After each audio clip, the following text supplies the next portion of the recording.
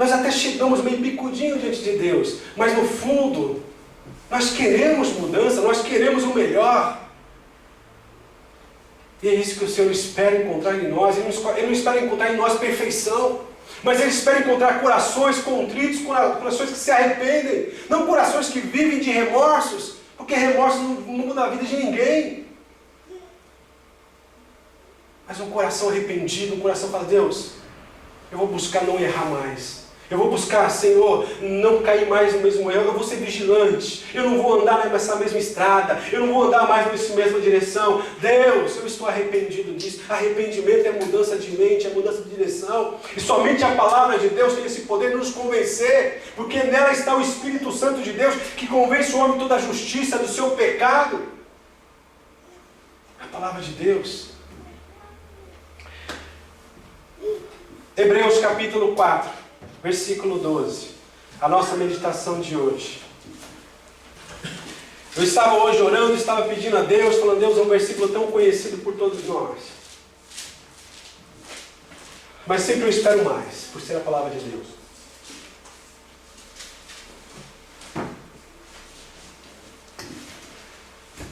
Eu estava comentando com a minha esposa hoje, no nosso momento de devocional, de meditação. Nós estamos estudando o livro de Apocalipse, Daniel e Apocalipse no ETAD. Tem sido muito bom. E algumas pessoas não se interessam por escatologia, não se interessam principalmente por esses livros proféticos, porque usam como desculpa: é muito difícil a interpretação, eu não entendo nada. E é engraçado que isso o afasta desses livros. Isto afasta, sabe, dele conhecer realmente coisas que são aplicativas para o nosso presente, para o nosso dia a dia. Eu estava lendo, eu estava falando: uau, como realmente é importante, como é um assunto que você, aos pouquinhos, você vai se interessando e você vai entendendo melhor as coisas com clareza, sabe? Você vai percebendo o que é simbólico, o que é literal. Você começa a dizer: Deus, somente um Deus todo-poderoso e perfeito poderia ter escrito, inspirado homens para escrever esses livros. Eu estava comentando com a minha esposa: eu fico triste por não ver esse incentivo na vida de muitos pais em relação aos seus filhos para estudarem a Bíblia. Eu fico pensando, falo: Deus, se houvesse realmente esse incentivo, não haveria tanta vida cristã rasa, superficial na igreja. Estou dizendo no sentido geral. Estava conversando com ela e falei: poxa, como pode deixarmos de ler esse livro? Deixarmos de ter essa necessidade de conhecermos cada dia mais a palavra de Deus. É muito mais fácil nós nos envolvermos com um lado emocional, com o lado onde nós sentimos aquele arrepio na costela e é muito mais fácil ajuntarmos um grande grupo para noite de eventos. É muito mais fácil fazermos louvorzão, fazer... Eu não sou contra essas coisas. A igreja enche. Agora, quando se diz: vamos estudar a Bíblia, aonde estão os alunos? Onde estão os alunos? Mas estudar a Bíblia? Eu quero sentir aquele arrepio, eu quero extravasar, eu quero... Nós não fomos chamados, essa palavra tem nos ensinado, para vivermos por aquilo que nós vimos. Isso é aquilo que desperta as emoções em nosso ser. Mas nós somos levados, nós somos chamados para vivermos pela fé, baseado no conhecimento dessa palavra. É uma realidade, gente. Não estou desabafando, muito pelo contrário, eu estou tentando transmitir para vocês. Quando eu era pequeno, meu pai sentava todos os filhos e nós fazíamos culto caseiro. Nós tínhamos uma reverência, nós tínhamos uma expectativa da hora desse culto. E hoje, quantos lares evangélicos se fazem culto? Se deixar, nem vem para a igreja. subestima o que o sábio falou lá em Provérbios. Ensina a criança no caminho que ela deva andar quando ainda é pequena. Aí eu tenho que preparar meu filho agora, ensinar o inglês, o japonês, eu tenho que preparar o meu filho para a vida. Lá em Nagano teve uma senhora que disse para mim assim: eu criei os meus filhos para o mundo. Eu falei: olha, você não sabe o peso espiritual, no mundo espiritual, dessas palavras que você falou. Eu falei: isso é um pensamento totalmente contrário àquilo que a Bíblia nos ensina em filhos ser heranças de Deus. Resumindo a história, passou-se uns anos, a filha se tornou uma prostituta e o filho estava preso aqui em Nagoya. Aí bateu aquela vontade de dizer: tá vendo? O que você falou? Mas não cabe dizer essas coisas. Né? É uma verdade, moça. Nós estávamos comentando no domingo, haverá um dia onde Deus vai requerer a responsabilidade que foi dada para cada pai, sendo ele conhecedor do caminho do Senhor, se foi negligente, se não ensinou. Aí você fala: mas o pai não pode salvar o filho, a mãe não pode salvar o filho. Mas a partir do momento que a responsabilidade está sobre os ombros dele até uma certa idade, ele não indicou não, um dia vai ser cobrado, vai ser requerido diante de Deus. É uma realidade. Irmãos, eu estou dizendo tudo isso aqui para que nós sejamos despertados a abraçarmos essa palavra, gente. Porque é por isso que Paulo fala lá em 1 Coríntios capítulo 11, quando nós fazemos a leitura da Santa Ceia. Ele fala: mas se nós julgássemos pela palavra de Deus, se nós procurássemos através da palavra de Deus julgar a nossa vida, naquele momento o Espírito Santo nos levaria ao arrependimento, nós confessaríamos o nosso pecado, seríamos perdoados. Seríamos perdoados. E naquele momento, já restaurado. Sem temer um dia, quando nós tivermos Jesus como nosso juiz, ter medo.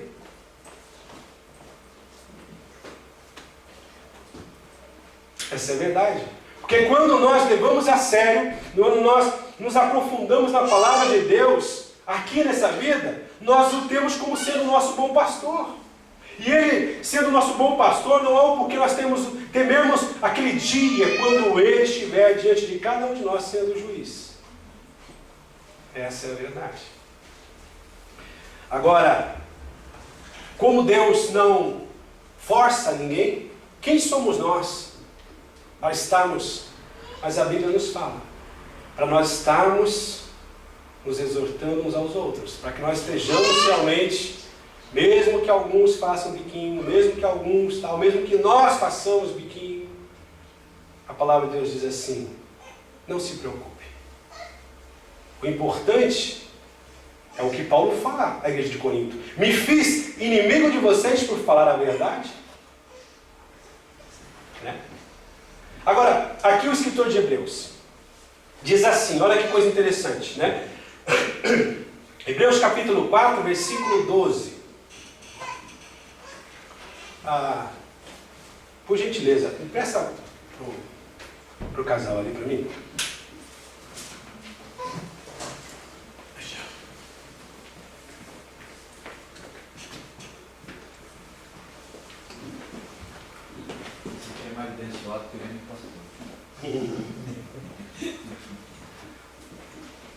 Essa é a meditação do dia de hoje, tá bom? Eu vou falar algumas coisas, não necessariamente que estão aí, mas é dentro do contexto do que está aí, né?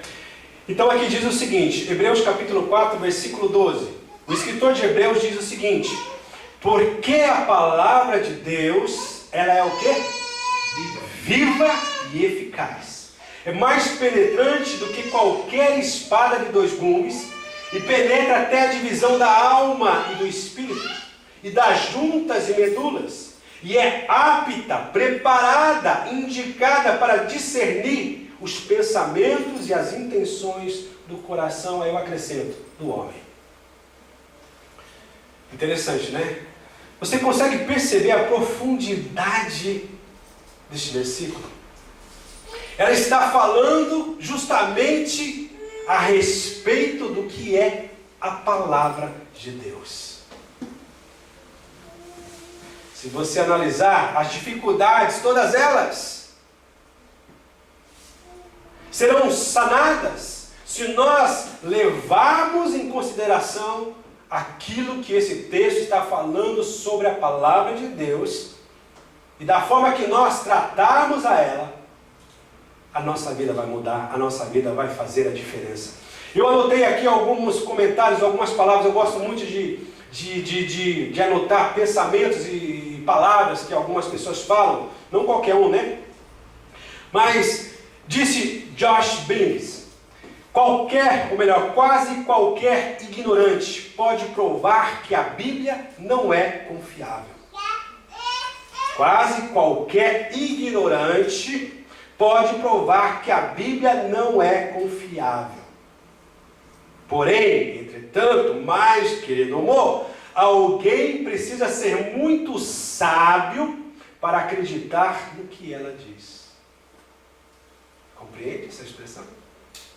Quer dizer, para tentar provar que ela não é confiável, ser ignorante é suficiente. O jeito educado de falar a respeito, né? Aquele que não tem entendimento. Agora, para que realmente você possa acreditar, você tem que ser sábio. Que coisa interessante, né? Engraçado que a questão é a postura do coração do homem. Porque o propósito de Deus é que ela seja revelada, seja conhecida por toda a humanidade. Né? Existe Charles Swindoll, existe na Rádio Transmundial, estudando a Bíblia. Eu vi por muitos anos o estudo feito por ele, por esse grande homem de Deus, pregador.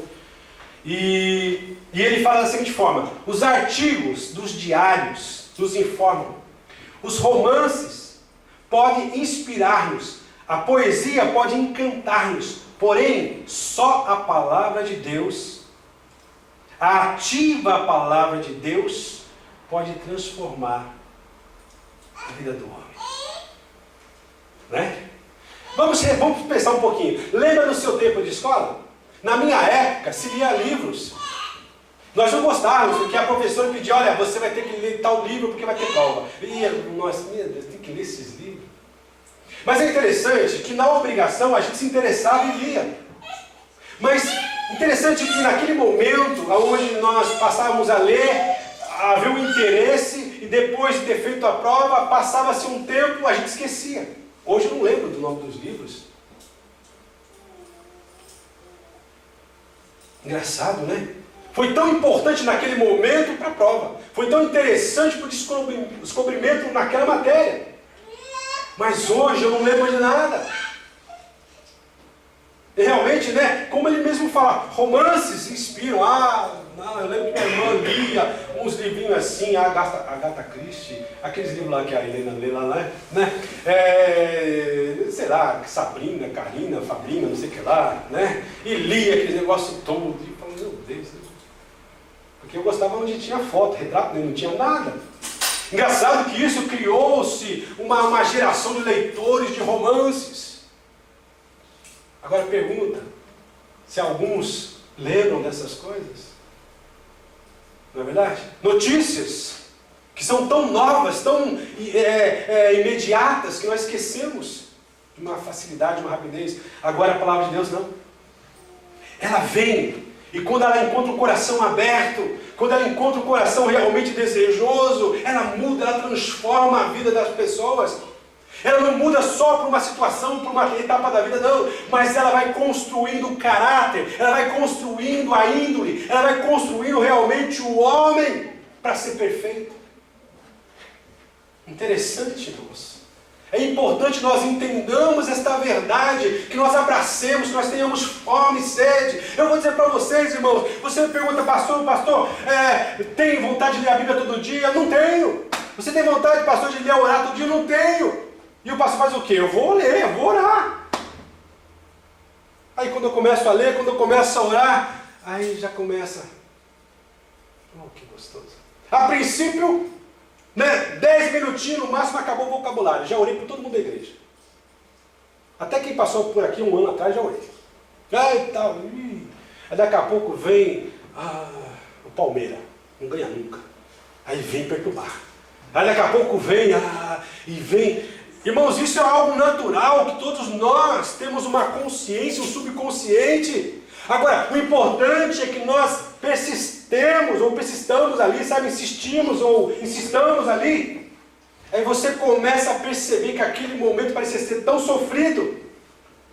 Já deu 1 hora, 2 horas, 3 horas. Você começa realmente a ser envolvido pela presença de Deus. Você começa realmente a ser lembrado pelo Espírito Santo de Deus. Você começa a entender coisas de Deus. Ao mesmo tempo você começa a enxergar como a tua vida precisa ser mudada, ser transformada. Mas a graça e a misericórdia de Deus, e isso realmente vai te dando forças para você não mais cair no mesmo pecado, não mais ceder na mesma tentação. Interessante isso, né? Porque a Bíblia é o único livro que tem esse poder de fazer, de transformar, gente. Vocês sabiam que a melhor idade para se aprender línguas é quando criança? Pode colocar